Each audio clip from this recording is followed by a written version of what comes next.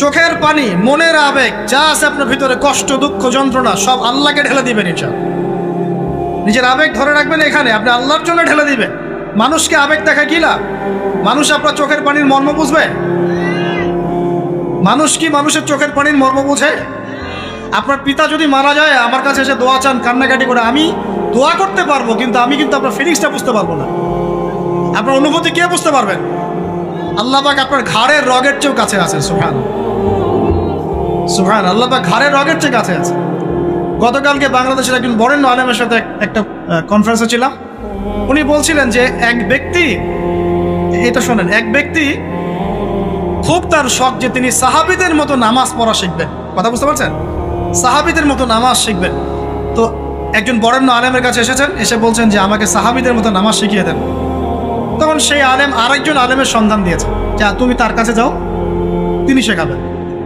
তো সেই ব্যক্তি একটু অবাক হয়েছেন, কারণ যাকে প্রশ্ন করেছিলেন তিনি অনেক বড় মুহাদ্দিস, আর যার কাছে পাঠানো হচ্ছে তিনি অত বড় মুহাদ্দিস নন, কিন্তু আবেদ, আমল করেন।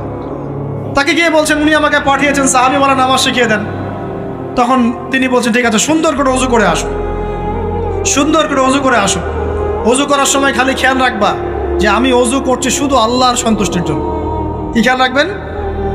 ওযু করছি শুধু আল্লাহকে রাজি খুশি করার জন্য ওযু করছে, আর কোনো উদ্দেশ্য নয় আমার।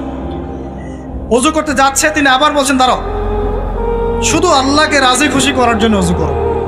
আবার শুরু করছেন, আবার বলছেন শোনো, শুধু আল্লাহকে রাজি খুশি করার জন্য ওযু করো। এভাবে বলতেই আছেন। নামাজে দাঁড়িয়ে আছেন, দাঁড়ানোর আগে বলছেন শোনো, শুধু আল্লাহকে রাজি খুশি করার জন্য নামাজ পড়ো। বলতেই আছেন। এক পর্যায়ে সে ব্যক্তি নামাজ শুরু করলো, নামাজে মনোযোগ এদিক ওদিকে যায়, আর তার মাথায় এটা আসে, এই শুধু আল্লাহকে রাজি খুশি করার জন্য আমাকে নামাজ পড়তে, শুধু আল্লাহকে রাজি খুশি করার জন্য নামাজ পড়তে হবে। এই চিন্তা তার মনের মধ্যে ঘুরপাক খাচ্ছে। এভাবে নামাজটা সে শেষ করে চিন্তা করছে যে নামাজ তো পুরোপুরি মনোযোগ দিতে পারলাম না। বারবার মাথার মধ্যে এরকম চিন্তা আসছে, আল্লাহ আমাকে তুমি মাফ করে দাও, নামাজটা আমার মনে হলো না ঠিক মতো। তখন সে ফিরে এসে তার সে ওস্তাদকে বলছেন আমার তো নামাজ এরকম করে পড়লাম, কিন্তু শেষমেশ মনে হলো যে নামাজটা হয়তো কবুল হয় নাই, আল্লাহর কাছে খুব মাফ চাইলাম, আল্লাহ আমাকে মাফ করে দাও, নামাজটা মনে হলো না। তখন সেই যে প্রথম ব্যক্তি যিনি পাঠিয়েছেন তিনি বলছেন এটাই হলো সাহাবীওয়ালা নামাজ। তারা আল্লাহকে রাজি খুশি করার জন্য নামাজ পড়তেন, নামাজ শেষ করে আল্লাহর কাছে ইস্তেগফার করতেন, আল্লাহ কিছুই হলো না। আর কথা কি বুঝতে পারছেন? অতএব আল্লাহকে রাজি খুশি করার জন্য আপনি আপনার আবেগ, আপনার ইবাদত সব ফেলে দিবেন, এটা অন্য কারো কাছে কিছু পাওয়ার আশা করুন। অতএব নামাজ আপনার মাদকের দিকে যাওয়া লাগবে না, নামাজই আপনার হতাশা দূর করে দেবে ইনশাআল্লাহ। 2 নাম্বার আমল হচ্ছে কোরআন তেলাওয়াত। যে ব্যক্তি কোরআন তেলাওয়াত করতে পারে নিয়মিত, তার মনের মধ্যে এই হতাশা, এই ভীরুতা, এই কাপুরুষতা কিচ্ছু আসবে না ইনশাআল্লাহ। আমি গ্যারান্টি দিচ্ছি আপনাকে, হতাশা আসবেই না আপনার মনে যদি আপনি কোরআন বুঝতে পারেন। কোরআনের একটা আয়াত নিয়ে কোনো সময় দেখা যায় 2-3 ঘন্টা সময় পার হয়ে যাচ্ছে, আয়াতটা ছেড়ে সামনে যেতে পারছি না। কোরআনের ভিতরে ঢুকলে আপনি দুনিয়ায় ভুলে যাবেন কি হচ্ছে আশপাশে। আমি এমন অনেক আলেমকে দেখেছি যে একটা বই, পাতলা একটা বই, আরবি বই নিয়ে পড়া শুরু করেছেন, যে ফজরের পরে জোহরের ওয়াক্ত হয়ে যাচ্ছে, বইটাই শেষ করতে পারেননি। বুঝতে পারবেন না? যখন আপনি ইলমের ভিতরে ঢুকে যাবেন, কোরআনের ভিতরে, হাদিসের ভিতরে, আপনার দুনিয়ার খেয়ালই নাই। একজন আলেম তিনি এক রাত্রে একটা বই লিখেছিলেন, ছোটি বই, এক রাত্রের মধ্যে। বলা হচ্ছে তার সম্পর্কে বলা হচ্ছে যে রাতের খাবার তাকে দেয়া হয়েছে যে আপনি এটা খেয়ে নেন। তো খাবারটা পাশেই আছে, খাবারটা খাবো, এটা লিখে খাবারটা খাবো, এরকম তার চিন্তা ছিল। ফজর হয়ে গেছে, বই লেখাও শেষ, খাবার এই অবস্থায় পড়ে আছে, ডুবে গেছেন ভিতরে, খাওয়ার মাথায় খেয়াল নাই। এরকম হয়। একজন মনীষী, বিখ্যাত মনীষী, রিয়াদুস সালেহীন কিতাবের রাইটার, সংকলক আল্লামা নববী রাহিমাহুল্লাহ, এরকম সারা রাত চলে গেছে, পাশে 2টা খেজুর, ওই 2টা খেজুর খাওয়ারই সময় পায়, হাদিস নিয়ে গবেষণা করতে রাত পার হয়ে গেছে। আমি বলতে চাচ্ছি, যখন ইলমের ভিতরে, কোরআন হাদিসের ভিতরে ঢুকে যাবেন, আপনার দুনিয়ার খেয়াল আপনার চলে যাবে ইনশাআল্লাহ। এই টেনশন, হতাশা, এই সেই বাদ, তখনই আল্লাহ পাক আপনাকে তার পক্ষ থেকে রহমত দিবেন, বরকত দিবেন, আল্লাহ আপনার দুনিয়ার কাজগুলো করে দিবেন ইনশাআল্লাহ। তখন দেখবেন কেউ আপনার দুনিয়ার ওই কাজটা করে দিয়েছে, কেউ ওই কাজটা করে দিয়েছে, কেউ বাসায় খাবার পাঠিয়ে দিয়েছে, আল্লাহ পাকই এগুলো করাই দিবেন ইনশাআল্লাহ। তো প্রিয় ভাইরা, মাদকে যাব না আল্লাহর কাছে আসবো? 2 নাম্বার কোরআন তেলাওয়াত, 3 নাম্বার আল্লাহর জিকির। 3 নম্বর কি ভাই? আল্লাহর জিকির। চলতে ফিরতে সব সময় মুখ চলতে থাকবে, মুখ না চললেও মনে মনে মন তাজা থাকবে, মনে মনে জিকির হতে থাকবে। মনে মনে জিকির করতে পারেন?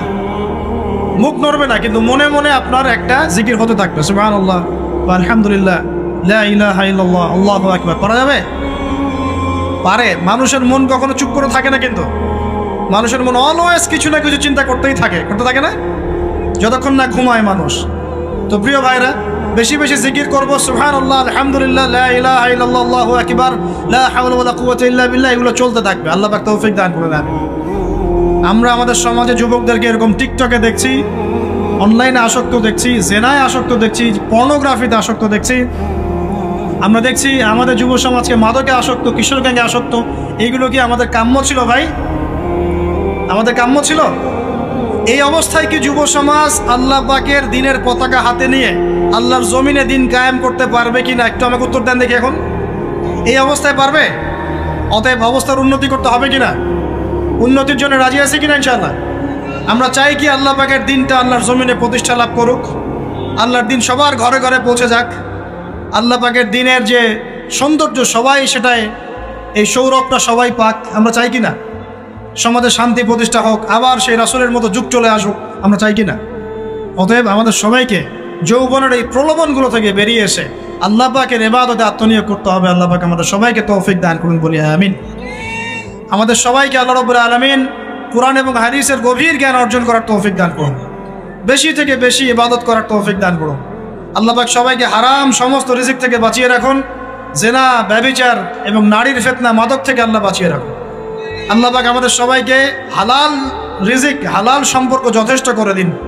আল্লাহ পাক আমাদের সবাইকে যেন দিনের দাওয়াতের মেহনত করার তৌফিক দান করেন এবং আলেম ওলামার সাথে পরামর্শ করে দিন শেখার এবং বোঝার তৌফিক দান করেন।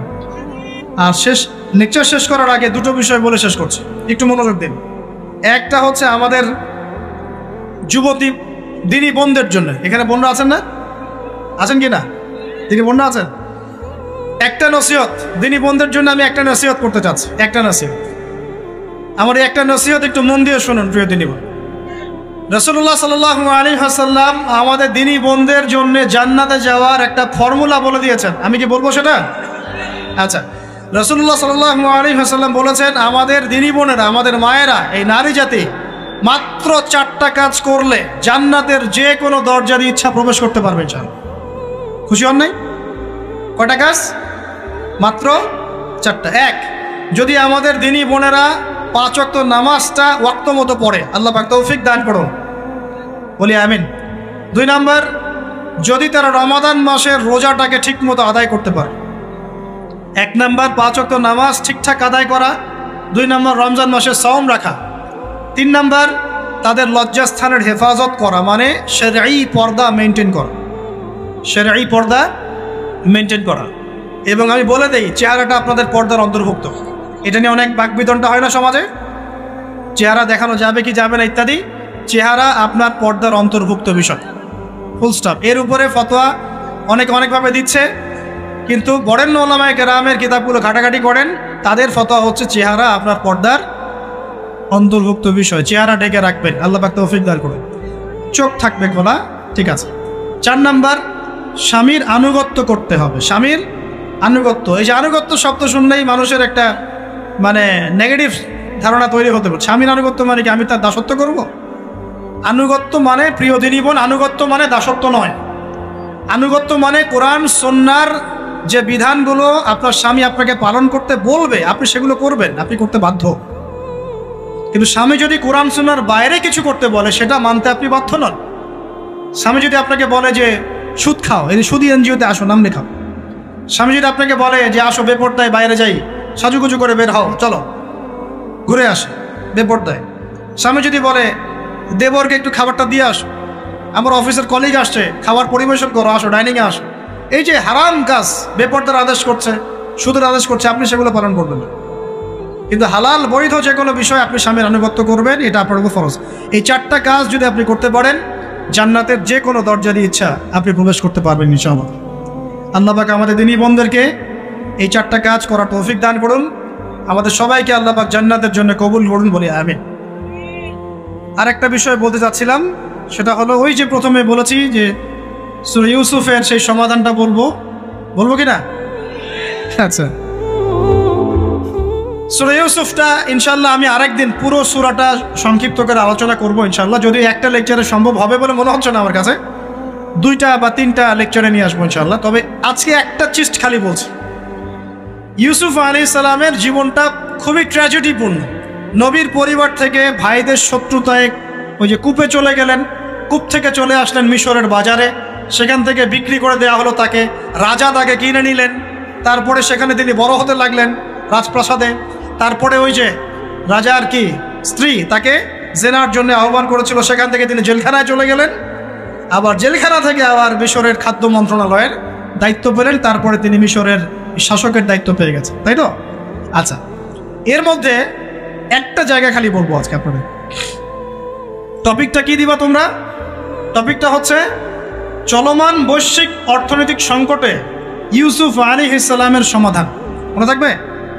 চলমান এই বৈশ্বিক অর্থনৈতিক সংকটে ইউসুফ আলাইহিস সালামের সমাধান কি ছিল? ইউসুফ আলাইহিস সালাম জেলখানায়, কোথায় বলেন তো? জেলখানায়। তখন দুজন ব্যক্তি তাকে বলছে, ইউসুফ, আমরা দুজন দুটো স্বপ্ন দেখেছি, তুমি কি স্বপ্নের ব্যাখ্যা দিতে পারবে? আমরা তোমাকে সত্যবাদী বলে মনে করি। ইউসুফ আলাইহিস সালাম বলছেন, খাবার আসার আগেই তোমাদেরকে স্বপ্নের ব্যাখ্যা দিয়ে দেব। একজন বলছে, আমি দেখলাম আমার মাথায় রুটি রাখা আছে আর পাখি এসে রুটির থেকে খেয়ে ফেলছে। আমার কথা বুঝতে পারছেন কিনা ভাই? আচ্ছা, 2 নাম্বার, দ্বিতীয় ব্যক্তি বলছে, আমি দেখলাম আমি শরাব পান করাচ্ছি আমার মনিবকে। কথা বুঝতে পারছেন? এখন ইউসুফ আলাইহিস সালাম বলছেন, তুমি যে শরাব পান করাচ্ছ মনিবকে, তোমাকে অতি সত্বর মুক্তি দেওয়া হবে ইনশাআল্লাহ। আর যার মাথার উপর থেকে রুটি খেয়ে নেওয়া হচ্ছে তাকে শুলদণ্ড দেওয়া হবে, মৃত্যুদণ্ড দেওয়া হবে। কি বললেন? একজনকে দেওয়া হবে মৃত্যুদণ্ড, একজন কি হবে? ছাড়া পাবে। আর যাকে মনে হলো যে এই ছাড়া পাবে, ইউসুফ আলাইহিস সালাম বললেন, তুমি যখন ছাড়া পাবে তোমার মনিবের কাছে, মালিকের কাছে আমার কথা বলো, আমার কথা আলোচনা করো। কিন্তু শয়তান তাকে ভুলিয়ে দিল, সে আর কথা বলতে পারল। আরো কয়েক বছর চলে গেল, ইউসুফ আলাইহিস সালাম তখনও জেলেই আছে। একদিন এই রাজা স্বপ্ন দেখলেন। কি স্বপ্ন দেখলেন? যে 7টা পাতলা পাতলা গাভী, মোটা মোটা 7টা গাভীকে খেয়ে ফেলছে। 7টা কি গাভী? জীর্ণ শীর্ণ গাভী, 7টা মোটা তাজা গাভীকে খেয়ে ফেলছে। আর দেখলেন 7টা সবুজ শীষ। শীষ বোঝেন কিনা? এ ধানের শীষ না, আবার সবুজ শীষ। আর দেখছেন এই যে শীষ মরে গেলে যেমন দেখায় না একটা রং, এরকম শীষ। এখন রাজা খুব চিন্তিত হয়ে পড়লেন যে আসলে এই স্বপ্নের কি ব্যাখ্যা। তিনি সবাইকে ডেকে বললেন, স্বপ্নের ব্যাখ্যা কি তোমরা জানো? তখন রাজ্য পরিষদের এই যে এমপি মন্ত্রী যারা আছে তারা বলছে, না, এটা কি স্বপ্ন, আদগাফলাম, এটা একটা বাজে স্বপ্ন, উদ্ভট স্বপ্ন, আমরা এগুলার মানে জানি না। আমরা হলো তাই তো বলতাম নাকি ভাই? কিন্তু ওই ব্যক্তি স্মরণ হয়ে গেল যে ছাড়া পেয়েছে, আরে ইউসুফ তো স্বপ্নের ব্যাখ্যা দিতে পারে।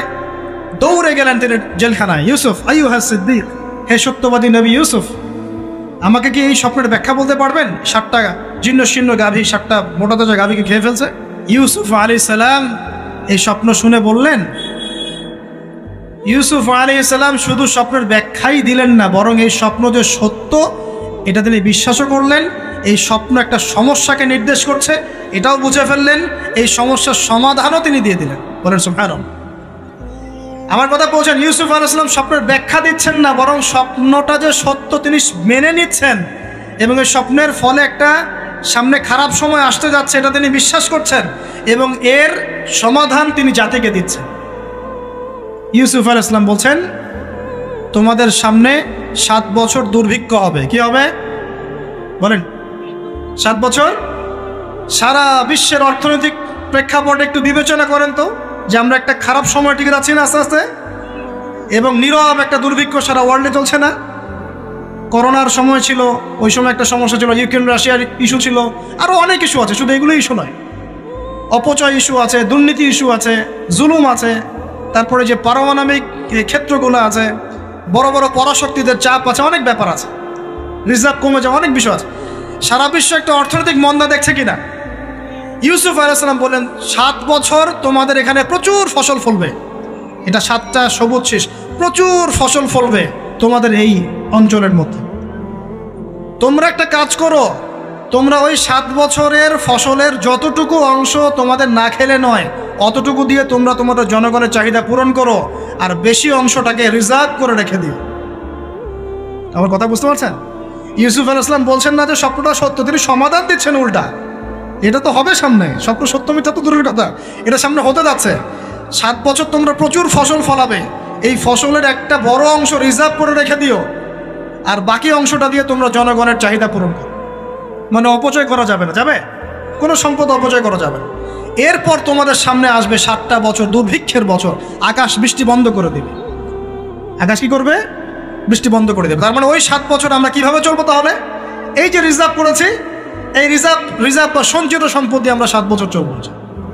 এরপরে আল্লাহ রাব্বুল আলামিন 8ম বছরে আকাশ থেকে বৃষ্টি বর্ষণ করবেন, আবার ফসল ফলবে ইনশাআল্লাহ। কথা কি বুঝতে পারছেন? এই ব্যাখ্যা অন্যরা দিতে পারলো না, ইউসুফ আলাইহিস সালাম দিতে পারলেন। এই ব্যক্তি দৌড়ে গিয়ে রাজাকে বলল, এই হলো স্বপ্নের ব্যাখ্যা। রাজা ইউসুফ এই স্বপ্নের ব্যাখ্যা দিয়েছেন। রাজা কত বিচক্ষণ ছিলেন, রাজা সত্য মিথ্যা চিনতেন। তিনি বুঝতেন যে আসলেই সত্য কাকে বলে, মিথ্যা কাকে বলে। এই আমার এমপি মন্ত্রীরা শোনো, তোমরা কেউ সমাধান দিতে পারো নাই, ইউসুফ সমাধান দিয়েছে। ইউসুফকে আমার কাছে নিয়ে আসো, আমি তাকে আমার কাছে নিকটে আসন দিব, বলেন সুবহানাল্লাহ। এবার ইউসুফ আলাইহিস সালামকে ডেকে তিনি সম্মানিত করলেন। সম্মানিত করে বললেন যে কোন দায়িত্ব দিলে তুমি আমাদের এই রাজ্যটাকে বাঁচাতে পারবে এই দুর্ভিক্ষের হাত থেকে? ইউসুফ আলাইহিস সালাম নিজে বলছেন, আমি হচ্ছি বিশ্বস্ত মানুষ, আমি হচ্ছি রাজুলুন আমিন, আমি বিশ্বস্ত এবং আমি আস্থাভাজন। আমাকে আপনি খাদ্য মন্ত্রণালয়ের দায়িত্ব দেন, ইনশাআল্লাহ আমি এই প্রবলেমগুলো সলভ করবো ইনশাআল্লাহ। এরপর তাকে দায়িত্ব দেওয়া হলো খাদ্য মন্ত্রণালয়ের। 7 বছর তিনি এরকম পলিসি গ্রহণ করলেন। মিশরের লক্ষ লক্ষ মানুষ পরবর্তী 7 বছরের দুর্ভিক্ষ থেকে বেঁচে গেল। কোরআন তো মূল্যায়ন করি না আমরা, আর কোরআনের কথা যারা বলে ওদেরকেও মূল্যায়ন করি না। এই জন্য আমরা বলছি, বর্তমান চলমান অর্থনৈতিক সংকটের সবচেয়ে বড় বড় সমাধান হচ্ছে এক, ভাই জনগণ হই আর সরকার হই, কোনো সম্পদ অপচয় করা যাবে না। আমরা সম্পদ অপচয় করি না? আপনি উজু করেছেন, আপনি 1 বালতি পানিতে উজু করেছেন, ট্যাপ ছেড়েছেন, মসজিদের 1 বালতি পানি চলে গেছে, কেন পানি অপচয় করলেন? আমাদের 5টা ফ্যানের দরকার নেই বাসায়, আপনি 5টা ফ্যান চালাচ্ছেন কেন? আপনি ঘর থেকে বের হলেন, ফ্যান চলছে, কেন চলছে? ঘর মুছেছেন, ফ্যান ছেড়ে দিয়েছেন, ওই যে পাখা বাতাসে শুকাবে মাটি, কেন? এসি চালিয়েছেন, 24 ঘন্টা চালানোর কি দরকার? 2 ঘন্টা চালিয়ে বন্ধ করলে হয়। বিদ্যুতের ব্যাপার, গ্যাসের ব্যাপার, তেলের ব্যাপার, আমরা কি কম অপচয় করি মনে হচ্ছে আপনার কাছে? আমরা প্রচুর অপচয় করি। আর আমরা জনগণরা সাধু না, আমরা বেশি অপচয় করি। আমরা অপচয় করি না ভাই? প্রমাণ আপনি নিজের বাসায় পাবেন। পানির অপচয়, আপনার তেলের অপচয়, আপনার গ্যাসের অপচয়, আপনার বিদ্যুতের অপচয়, এগুলোর উপর কঠিন আইন করা দরকার। অপচয় করলে শাস্তি দিতে হবে, অপচয় করা যাবে না। অপচয় কমালে কি হবে? আমরা সম্পদ বেশি রিজার্ভ করতে পারবো। এই যুগে কী কী সম্পদ রিজার্ভ করলে আমরা সচ্ছল হতে পারবো, এই হেদায়েতগুলো আপনাকে ওই সোকল প্রোটেস্ট্যান্ট মৌলবীরা দিতে পারবে না ইনশাআল্লাহ তাআলা, কারণ তাদের কাছে ইকোনমিক্সের জ্ঞান নাই। এই যুগে যদি আমরা গ্যাস রিজার্ভ করতে পারতাম, তেল রিজার্ভ করতে পারতাম, গোল্ড রিজার্ভ করতে পারতাম, সিলভার রিজার্ভ করতে পারতাম, এবং যে কারেন্সি সারা ওয়ার্ল্ড ওয়াইড চলছে এখন, এগুলোকে রিজার্ভ করতে পারতাম, এবং জনগণের যতটুকুতে প্রয়োজন এতটুকু সাপ্লাই করে বাকিটা রিজার্ভ করে রাখতে পারতাম, আসন্ন সময়ে এটা দিয়ে আমরা বৈশ্বিক সংকট মোকাবেলা করতে পারতাম। আমার কথা রাগ করলেন? আমি কি কারো শত্রু, কোনো দলের লোক? আমি আপনাদের জাতির একজন, আপনার দিনই ভাই, আপনার শুভাকাঙ্ক্ষী, এবং আপনি আর আমরা ভাইয়ের মতো। কিসের মতো? নিজের ভাইয়ের মতো।